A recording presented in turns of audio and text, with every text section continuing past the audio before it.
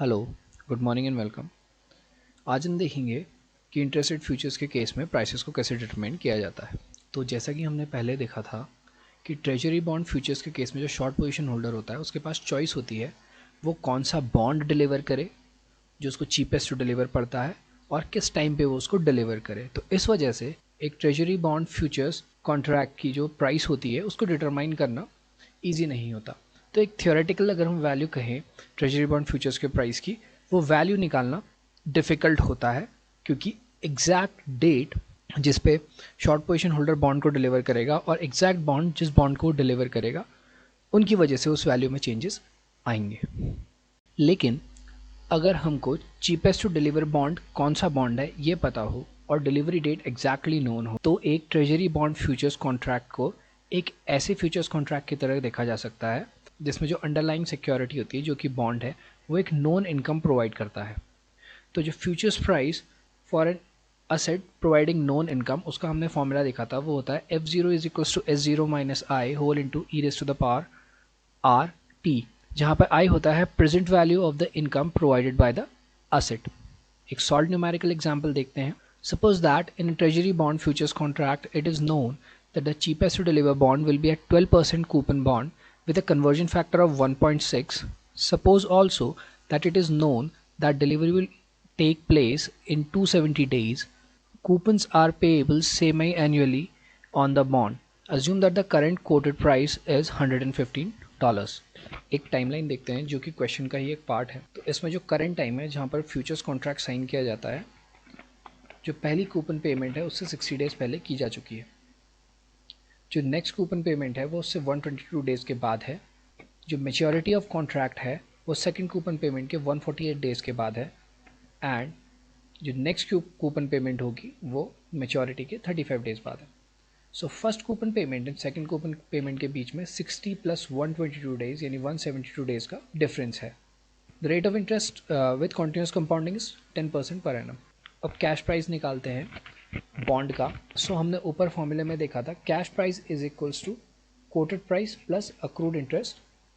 So accrued interest in these 60 days that is from first coupon payment to the time at which the contract is being entered into is 60 divided by total number of days between two coupon payments, that is 60 plus 122 172 days into coupon payment.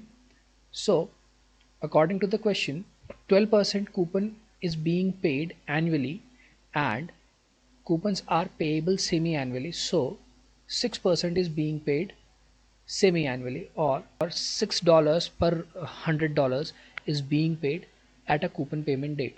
Therefore जो interest accrue होता है एक coupon payment से दूसरी coupon payment date के बीच में वो होगा 6%, इसीलिए ये 6 यहाँ पे आया। सो यहाँ से जो कैश प्राइस आता है वो आता है $116.978। अब जो फॉर्मूला है for futures price for a bond providing a known income वो है S0 minus I whole into e raise to the power r T.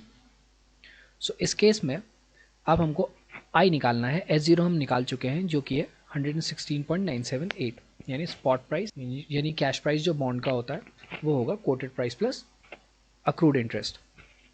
अब हमने ऊपर टाइमलाइन में देखा था कि throughout the life of the futures contract from the time of signing the contract that is the current time to the maturity of the futures contract one coupon payment is accrued, यानी futures contract की life में एक coupon payment मिलती है। सो एक coupon payment current time से यानी contract को साइन करने के टाइम से 122 डेज़ के बाद मिलती है। सो इसकी हम प्रेजेंट वैल्यू डिटरमाइन करते हैं। सो इसकी प्रेजेंट वैल्यू जो आएगी वो आएगी 6 into e raise to the power minus 0.1 into 0.3342। 0.1 इसलिए क्योंकि 10% है continuously compounded rate of interest and 0.3342 for 120 days converted into years. So यहाँ से जो इनकम की प्रेजेंट वैल्यू आएगी यानी कैपिटल आई की वैल्यू वो होगी $5.803। अब जो फ्यूचर्स कॉन्ट्रैक्ट है उसकी जो टोटल लाइफ है वो 270 डेज़ की है यानी 0.7397 ईयर्स की। अब यहाँ से हम फ्यूचर्स कॉन्ट्रैक्ट का प्राइस निकाल सकते हैं जो कि होगा S0 minus I into e raise to the power r into t, where t is the maturity of the futures contract. So S0 is 116.978 minus I is 5.803 whole into e raised to the power 0.1 for 10% into 0.7397, that is the life of the futures contract, which amounts to 119.711 dollars.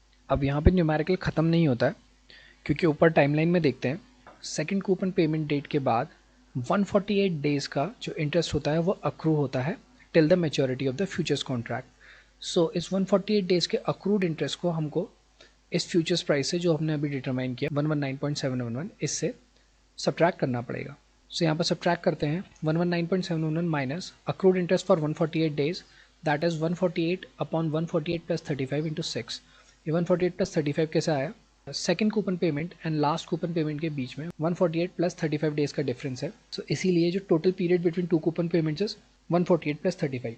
Second coupon payment और maturity of contract के बीच में 148 days का difference है, और जो coupon payment होती है वो 6% होती है, यानी $6 पर $100। सो यहाँ पर से accrued interest for these 148 days is 148 upon 148 plus 35, that is the reference period into 6, और इसको सब्ट्रैक्ट करते हैं हम 119.711 से, यहाँ पर वैल्यू आती है 114.859। अब हमको ऊपर दे रखा है कि जो कन्वर्जन फैक्टर है वो 1.6 का है, तो इसीलिए इस वैल्यू 114.859 को हम कन्वर्जन फैक्टर से डिवाइड करते हैं। जो हमारे कोटेड फ्यूचर्स प्राइस आते हैं वो आते हैं $71.79।